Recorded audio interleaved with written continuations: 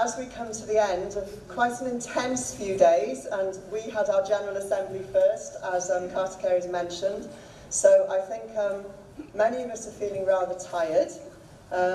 I've discovered, I think, that the people here in the country of India have a lot more stamina than perhaps we Europeans do. Because some of my colleagues now, I think, are just sort of really fading fast. So I'm going to try and hang on in there for the next few minutes while I say a few words. I'm also rather hoarse, because I think I've probably been doing too much talking, so excuse me if I have to sort of stop for a drink.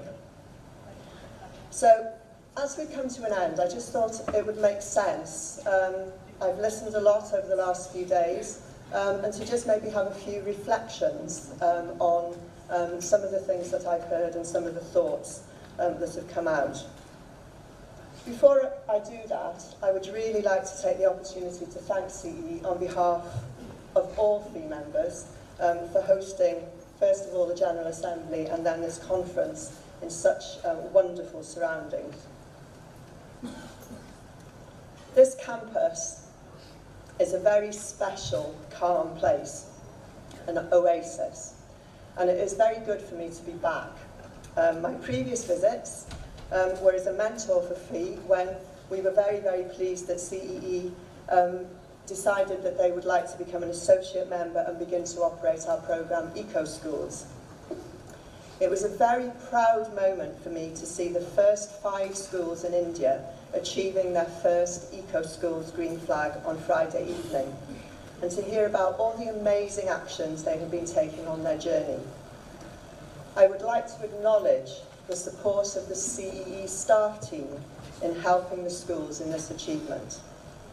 I am sure this will be a real inspiration to more schools in India to join the Ecoschools global movement of 15 million students and 50,000 schools. And if I may quote the great Gandhi, be the change. It was also a proud moment during our General Assembly when CEE was formally confirmed as a full member, joining the FEE family.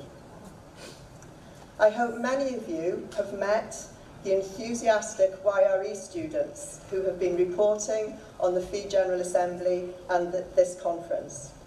Young Reporters for the Environment is the second FEE programme that CEE have decided to develop in India. YRE is a network of international youth engaged in environmental journalism and education for sustainable development. UNEP, who sits on the international jury for YRE, stated that if sustainable development is to be a reality, youth will be at the centre of the necessary transition. Today's consumers, tomorrow's decision makers, youth will define our success. And that is my first message on a shared vision for a sustainable world. Our young people need to be at the heart of everything, leading the way for their future. I would like to add, though, that that doesn't mean we don't all have a responsibility. As I heard in a workshop earlier today, we are the ones that mucked it up. We have heard through this conference the importance of linking young people with the natural world, making sure that they have the opportunity to play and learn outside. We have heard some worrying statistics about the amount of time young people are in front of one or another electronic device. And I am sure many of us, or many of those older ones amongst us, remember the difference in the freedom we had as children to go out and play in the woods, in the river, in the park, without our parents worrying about where we were. Research in the UK suggests that if a child has not had those outdoor experiences in nature before the age of 10, it will be very likely that they will have very little understanding or interest in the natural world. FEE's Learning About Forests programme, LEAF, provides one important opportunity for awareness raising and practical outdoor activity among students, teachers and the wider school community to increase knowledge about the key role forests play for sustainable life on our planet. So my second thought about our vision for a sustainable world is to put an ever stronger focus on the links between education and conservation, giving our young people the incentives and opportunities to value and cherish our natural, wonderful, precious world. I come from a small country, Wales, with 3 million people, so a little bit bigger than Northern Ireland, but not much. But we are proud that we are one of only a very few countries that have embedded sustainable development in our legislation through the Wellbeing of Future Generations Act. The SD goals within the Act are aligned with the UN SD goals, but also, extremely important, are the principles or ways of working, how we do things, how we take action. These principles are collaboration, integration, prevention, involvement, and long-term. Collaboration has been a recurring theme throughout this conference. At FEE, we have a well-defined structure that enables collaboration at many levels, allowing our members and schools across 70 countries to work together, share, support, and learn from one another. It is important that the NGO sector collaborates and works in partnership with government, the public and private sectors. We value greatly our membership of the UNESCO Gap Partner Network for this reason. We cannot achieve our goals working in silos. We must take action together.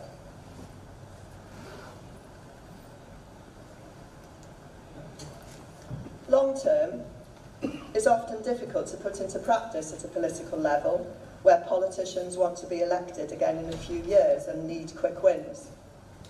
But a longer-term focus is essential. However, there is a caveat here, I think. We need to address issues we can do something about now, to see solutions, to show that if we behave differently, we can produce positive results, such as, for example, less litter and more recycling. ESD needs to start at a very young age, integrated into learning and practical activity at different stages.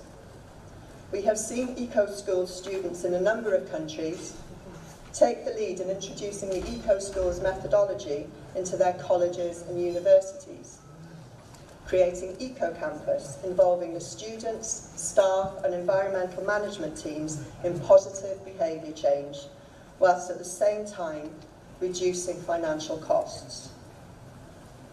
Involvement means doing with, not doing to, empowering people to believe they can take action and can make a positive difference. We had the pleasure of experiencing the cultural spirit of India through the music and dance presented to us by students from several schools during the conference evening on Friday. A truly wonderful experience. I was particularly moved by the first generation learners from the music school and the message from the principal about doing sustainability.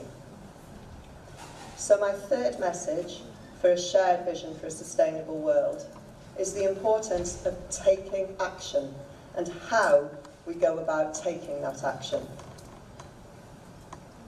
We have seen so much common purpose and desire to work together to bring about positive change during this conference. Inspiration from the schools who were awarded the Ecoschools Green Flag, who are taking action on what they have learned and taking that learning into their homes and their communities. The skills and enthusiasm of the students who entertained us so wonderfully gives much hope for the future in spite of all our challenges. I would like to leave you with a quote I heard recently and felt was very appropriate as my final message for our shared vision. Vision without action is merely a dream. Action without vision just passes the time. Vision, combined with action, can change the world. Thank you.